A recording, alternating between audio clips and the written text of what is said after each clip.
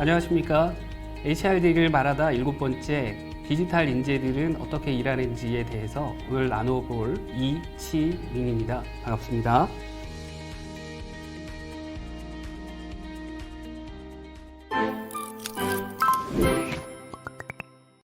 그러면 DT 환경에서 인재들은 어떻게 일을 하나요? 디지털 인재들이 일하는 방식에 대해 이야기를 한다면 먼저 디지털 인재들이 일터와 어떻게 관계를 맺고 있는지 그 형식에 먼저 주목해 볼 필요가 있다고 생각합니다.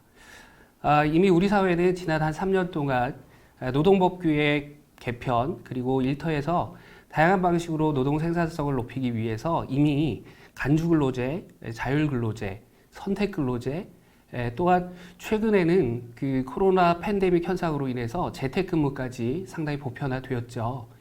이미 일터에서 우리가 일하는 방식들은 시간과 공간이라는 그러한 기존의 제약으로부터 많이 자유로워진 것이 사실입니다. 여기에 또 주목할 부분이 하나가 있습니다. DT로 인해서 우리의 산업 구조는 기존에 이미 한국 사회의 산업 구조가 이미 90% 이상이 서비스업으로 전환이 되었다고 하죠. 최근에 전환된 구조를 고려해 보면 덜어는 프리랜서로 일을 하고 덜어는 1인 기업가로 스타트업을 하기도 하죠. 또 상당수의 사람들이 자신의 재능과 자산과 자신이 가지고 있는 여러 가지 역량들을 플랫폼을 통해서 일을 하는 플랫폼 노동자들도 매우 많이 늘었습니다. 우리는 이러한 노동자들을 통칭 인디펜던트 워커라고 부릅니다. 그래서 이러한 디지털 시대의 탤런트들이 일하는 방식들은 조직과 관계를 맺을 때 기존의 방식의 형식에 구애받지 않고 보다 자유로운 방식으로 일을 하고 있다는 사실에 주목해 볼 필요가 있죠. 구체적으로 말해 보면 이런 모습이 되지 않을까요? 워라밸, 개인적인 일과 삶에 대한 균형 또는 덕업일치에 대한 이야기를 하는데요. 디지털 환경이 구축되면 어느 곳이나 자신의 사무실과 동일한 환경이 구축이 되기 때문에 마치 유목민처럼 자신의 커리어를 살아갈 수 있는 디지털 노머드의 환경이 이미 구축되었다고 볼 수가 있겠죠. 여기에 중요한 포인트가 하나가 있습니다. 우리가 가지고 있는 재능이나 우리의 역량을 중심으로 거래하는 그 노동시장의 모습은 여기에 초점은 상사와 그리고 고객들은 냉정한 성과를 중심으로 이야기를 한다는 것이죠.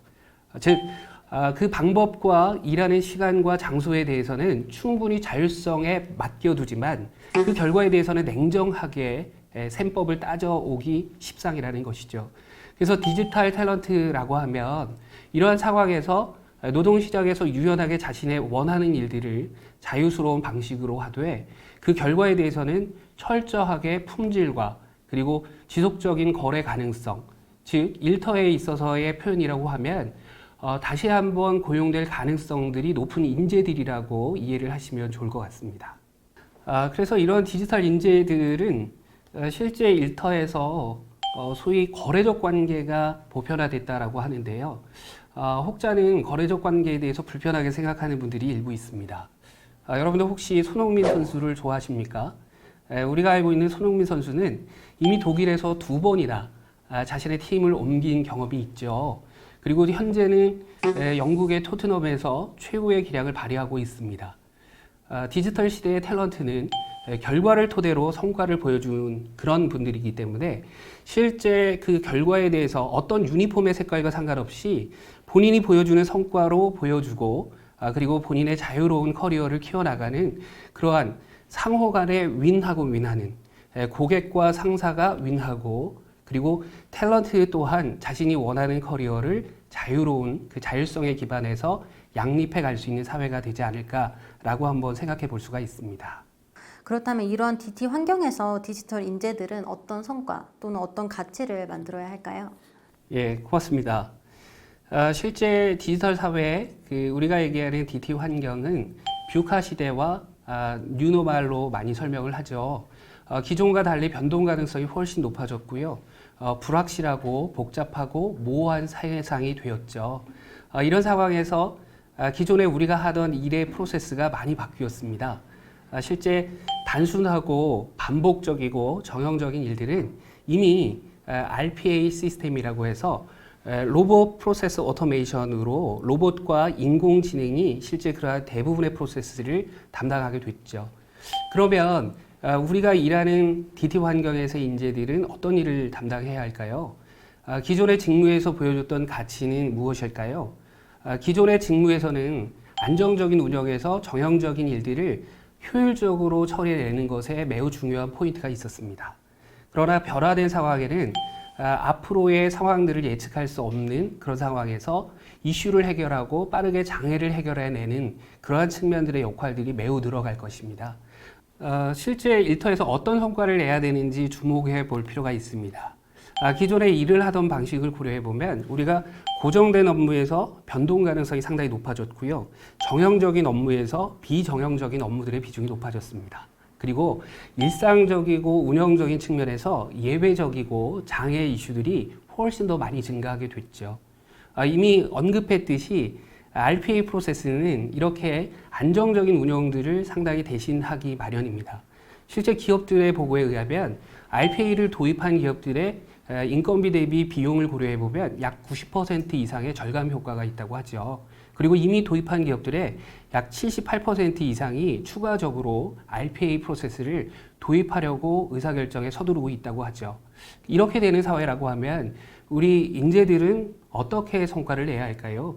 더더욱 창의적이고 분석적이고 모호한 상황에서 문제를 해결해라는 디지털 리터러시가 훨씬 더 중요하겠죠.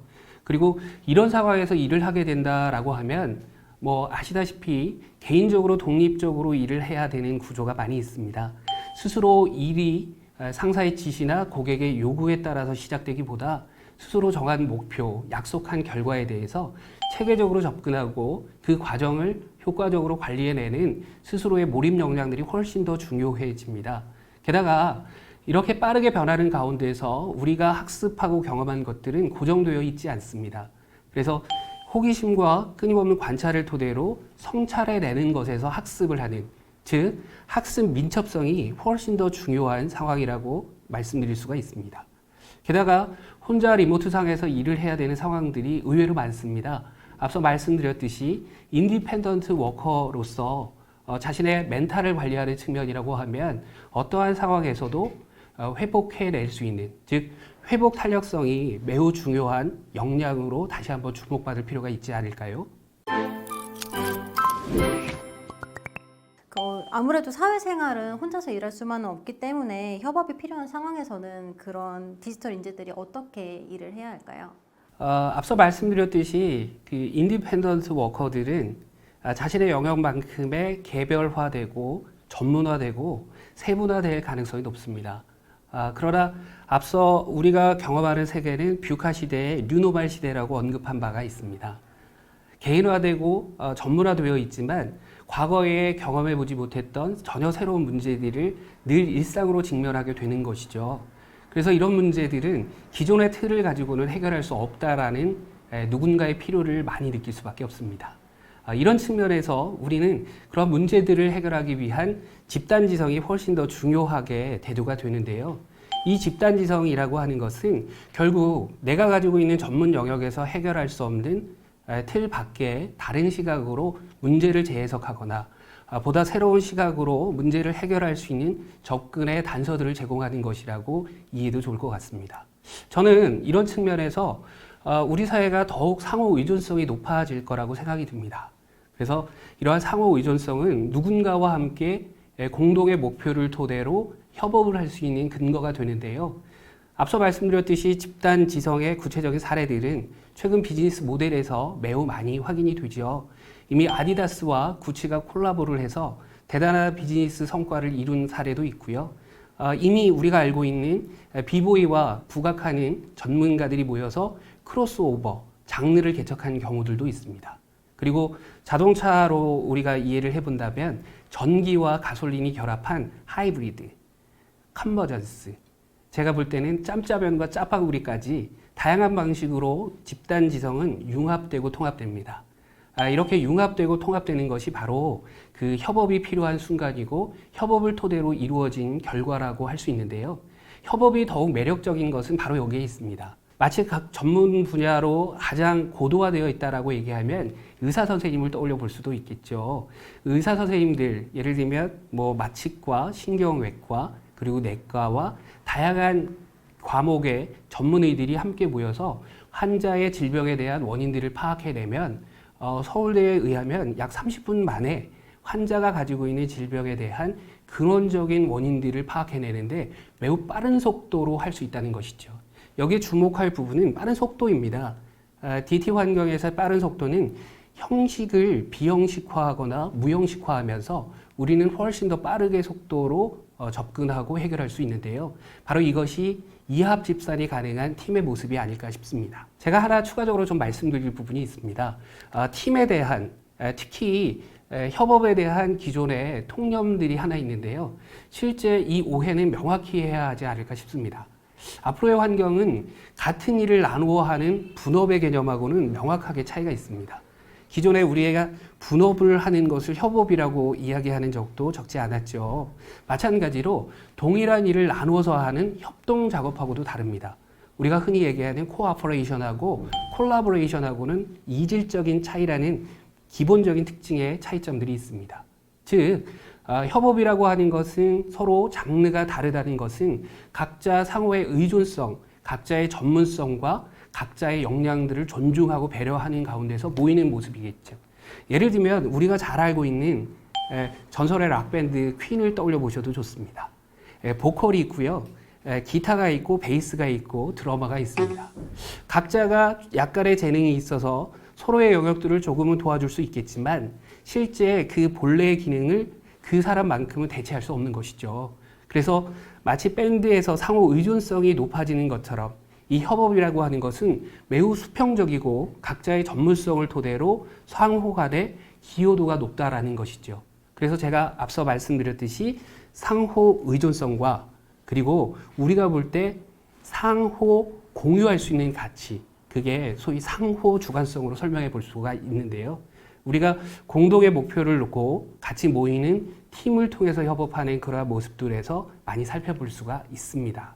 방금 전에 말씀드렸듯이 이처럼 상호 의존성하고 상호 주관성이 교차하는 그 교집합 아래서 협업과 새로운 팀이 이루어지는데요. 앞서 언급드렸듯이 음악으로 다시 한번 비유를 든다면 마치 긱스밴드라고 하는 것과 유사하죠. 우리나라로 보면 베란다 프로젝트를 했던 김동률과 이상순 씨를 떠올려 보셔도 좋고요. 최근에 아이유와 그리고 블랙핑크가 글로벌 팝 가수들하고 콜라보했던 모습들도 떠올려 볼 수가 있습니다.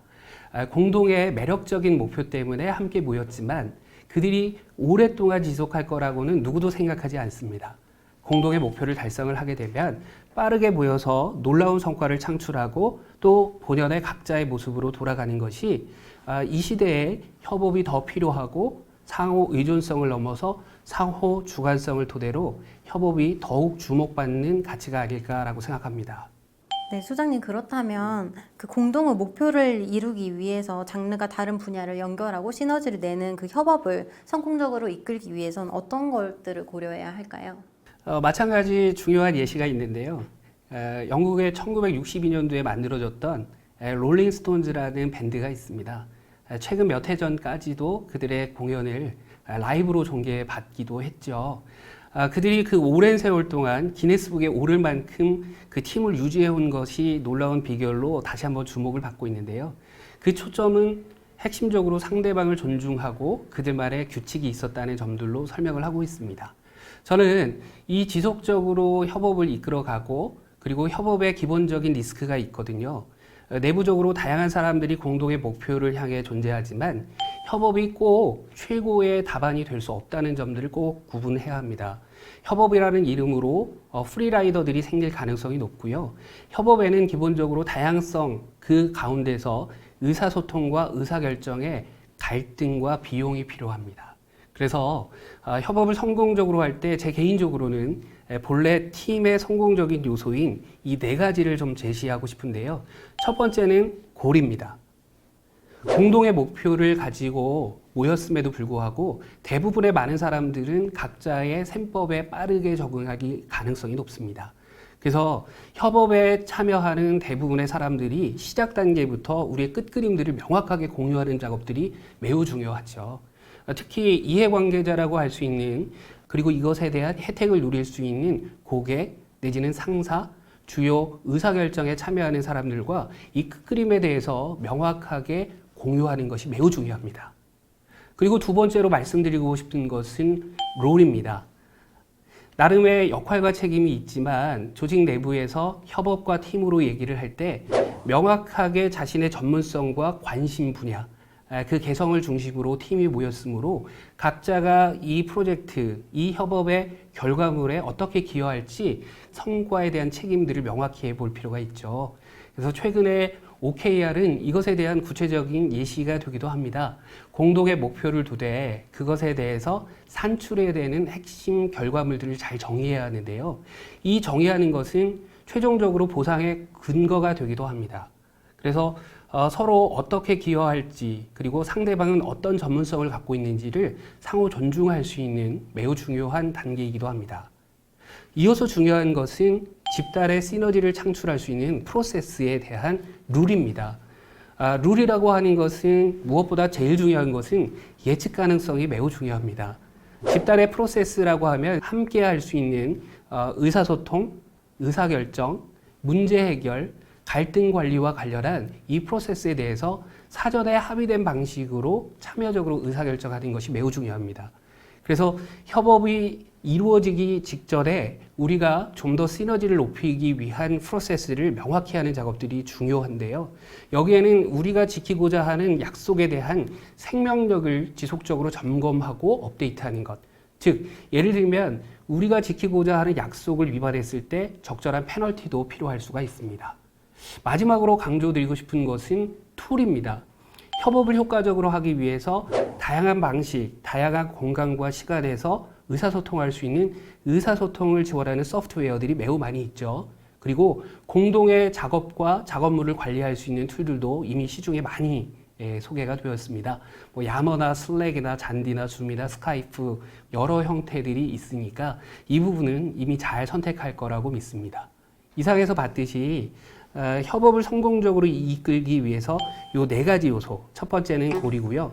두 번째는 롤이고, 세 번째는 룰이고, 네 번째는 툴이라는 점을 다시 한번 강조해서 말씀드리고 싶습니다. DT 환경에서 의사소통 방법이 조금 달라질 것 같은데 어떻게 방법이 달라질 수 있을까요? 앞서 언급했던 두 가지의 사실을 먼저 주목해 볼 필요가 있습니다. 첫 번째는 리모트 상황에서 인디펜던트 워커들이 자신이 시간과 공간과 자율적인 방법으로 일할 가능성이 높아졌다는 것이죠. 그리고 두 번째는 협업 상황이 그 어느 때보다 많이 증가될 것으로 예상이 되어서 과거와 달리 경험과 같이 공유할 수 있는 것들이 적었던 사람들과 협업할 가능성이 높아졌다는 데에 주목해 볼 필요가 있습니다. 그래서 DT 환경에서 이러한 상황들을 잘 설명하는 커뮤니케이션이 바로 저맥락 커뮤니케이션입니다. 일반적으로 맥락하면 어려운 표현으로 이해를 하시죠. 맥락이라고 하는 것은 텍스트와 텍스트를 연결짓는 그 시간적 흐름의 상황과 분위기라고 이해하시면 좋을 것 같습니다. 그래서 실제 문화인류학자였던 에드워드 홀은 동양과 서양의 문화적 차이를 구분할 때 고맥락 문화를 동양적 문화라고 설명을 했고요. 저맥락 문화를 서양으로 설명을 했습니다. 앞서 말씀드렸듯이 독립적으로 일하는 것과 협업으로 일하는 상황들이 서구의 저맥락 상황과 맞닿아 있는데요. 이러한 저맥락 상황들은 교역을 활성화하고 낯선 사람들과의 소통을 빈번히 하기 위해서 상대방하고 서로 공감하지 못했던 요소들에 대해서 충분히 설명하기 위해서 흔히 일례로 이런 얘기를 합니다. 미국 사람들은 보통 하루에 7시간 정도 대화를 하지만 일본이나 동양 쪽에 있는 사람들은 3시간 반을 넘지 않는다고 하죠. 우리 동양적인 정서에는 주어를 많이 생략합니다. 그래서 혹자들은 서양의 소통 방식들을 직접적이고 명시적인 소통으로 저맥락 커뮤니케이션을 얘기하죠. 더러는 우리 입장에서 상대를 존중하거나 상대의 입장을 고려해서 뱅뱅 돌려서 말한다라고도 하죠. 서구의 비즈니스 커뮤니케이션은 get to the point, 그래서 결론이 뭐지? 라고 하는 것으로 우리에게 많이 소개가 되어 있습니다. 근데 이러한 구조에서 저맥락 커뮤니케이션이 상당히 보편화될 가능성이 높은데요. 여기에 주목해 볼 필요가 있습니다. 저맥락 상황이 되었을 때 과연 커뮤니케이션의 방식들은 어떻게 바뀌어야 되는지에 주목해 좀 필요가 있습니다. 앞서 질문을 해주셨듯이 커뮤니케이션의 구조를 고려해 보면 이미 전통적인 커뮤니케이션의 구조는 그렇습니다. 발신자가 특정한 의도를 가지고 메시지를 자신이 익숙한 방식으로 비유와 상징으로 부호화를 합니다. 그리고 그가 선호하는 채널을 토대로 상대방에게 메시지를 전달하죠. 상대방은 자신의 경험에 비추어서 상대방이 보내주었던 메시지를 해독하고 해석할 가능성이 높습니다. 이러한 커뮤니케이션의 기본적인 구조는 바뀌지 않는데요. 기본적으로 우리가 DT 상황에서 저맥락 커뮤니케이션에 가장 바뀌는 점이 있다면 바로 커뮤니케이션의 채널입니다. 기존의 면대면으로 커뮤니케이션했던 기회들이 철저하게 리모트 상황에서 커뮤니케이션을 해야 되는 상황들이 많이 있죠. 이미 리모트 상황에 익숙하겠지만 리모트 상황에서는 오감각 중에 우리가 볼 수 있는 시각과 청각 중심으로 소통이 가능하죠. 시각과 청각의 특징이 무엇인지 아십니까? 상당히 직관적이다라는 것이죠. 그리고 멀리서 목소리를 통해서 얘기를 할 때 의외로 우리의 감정에 대한 미묘한 차이까지는 전달이 될 수 있지만 이미 메라비안이 언급했듯이 커뮤니케이션의 대다수는 비언어적인 표현, 감정적인 정보들이 매우 중요하다는 점들을 간과해서는 안 됩니다. 따라서 우리가 볼 때 커뮤니케이션의 구조에서 바뀌는 채널이라고 하면 기본적으로 오감각 중에 우리가 시각과 청각을 제외한 감각들을 상대방하고 공유하기 어렵기 때문에 보다 명확하게 커뮤니케이션 해야겠죠. 그리고 상대에게 왜곡되지 않은 정서, 감정을 소통하기 위한 기술들에 주목을 해볼 필요가 있습니다. 게다가 중요한 바뀌지 않는 것이 있는데요. 가장 바뀌지 않는 것이 있다면 상대방일 것 같습니다. 나와 일하는 상사와 내지는 협업의 상대방이라고 볼 수가 있는데요. 상대방이 이성적인 존재라고 생각한다면 상당히 어려움을 겪을 겁니다. 우리는 이성적이고 합리적이고 노동시장의 거래 중심의 계약에 초점을 두고 있지만 대부분의 사람들의 의사결정은 감정적 분노 내지는 정서 상태에 따라서 전혀 다르게 반응할 가능성이 높다는 점에 주목해야 합니다. 따라서 저맥락 소통에 있어서는 결론 중심의 명확하고 일관된 소통은 중요하겠지만 상대방을 존중하고 배려하는 것에 대한 동양적 정서와 우리 조직의 기존의 문화와 약간의 괴리감이 있다면 이것들을 면밀하게 그리고 또는 민감하게 파악하고 소통하는 기술들이 매우 중요할 거라고 생각이 듭니다. 그렇다면 저맥락 커뮤니케이션이 보편화되고 커뮤니케이션 채널이 변화하는 그 DT 환경에서 의사소통의 효과성을 높이기 위한 방법은 무엇이 있을까요? 우리가 커뮤니케이션하는 앞서 언급했던 그 상황에 주목하면 몇 가지 팁이 있지 않을까 생각합니다. 기본적으로 커뮤니케이션이 채널이 바뀌었기 때문에 보다 명시적이고 구체적으로 커뮤니케이션하는 것이 매우 중요합니다. 상대가 알고 있을 거라고 가정했던 것들을 철저하게 내려놓을 필요가 있죠. 그래서 충분하고 명확하게 얘기하되 상대방이 예의 없다라고 느끼지 않도록 미리 약속을 하는 것도 중요하겠습니다. 그래서 오해 없이 그 메시지의 내용만 듣고도 일할 수 있도록 그렇게 커뮤니케이션 하는 것이 기본적으로 중요하죠. 그래서 이렇게 커뮤니케이션 하기 위해서는 최대한 자신의 사실과 감정과 의도를 보여주는 것이 매우 중요합니다. 시각적으로 보여주는 것은 때로는 이미지로 소통하거나 영상으로 소통하거나 캡처링을 하는 것도 좋겠죠. 심지어는 우리의 마음까지도 보여주는 소통이 꼭 필요하다고 말씀드리고 싶습니다. 실제 디지털 상황에서 이모티콘을 전달했을 때 상대방의 마음의 정서적인 측면의 영향력은 여전히 유효했던 것으로 밝혀지고 있죠. 마찬가지로 숫자로 얘기하는 것은 매우 중요합니다. 우리가 얘기하는 약속된 납기, 수량, 품질에 대한 숫자에 대해서는 보다 명시적으로 할 수 있는데 구체적으로 도움이 되죠. 그리고 여기에 가장 중요한 포인트가 있습니다. 효과적으로 개입을 하는 기술들이 꼭 필요한데요. 우리가 일반적으로 비즈니스 상황에서 이야기를 하게 되면 전반적으로 상황과 맥락에 대한 정보의 부족이 부족하기 때문에 이럴 것이다 라고 기본적으로 생각하는 기본 가정이 잘못되었을 때 또는 이렇게 생각하고 있으니 앞으로 이렇게 나갈 것이다 라고 하는 미루어 짐작하는 추론의 상황들이 의외로 적지 않습니다. 이럴 상황을 파악하게 되면 빠르게 그 상황들을 명확히 하는 것이 중요합니다. 내가 이해한 것은 이러한 뜻인데 이렇게 생각해도 될까요? 라고 확인하는 효과적인 개입의 기술들이 매우 중요하겠죠. 그래서 우리에게는 박찬호 선수가 이미 TMI 투 머치 토커로 알려져 있죠.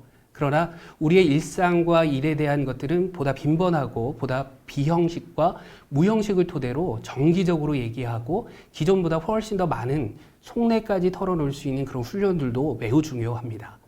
그리고 무엇보다 변함없는 것에 주목을 한번 해봤으면 좋겠습니다. 상대방과 특히 경험을 공유하지 않은 낯선 사람과 협업을 한다라고 생각을 해보십시오.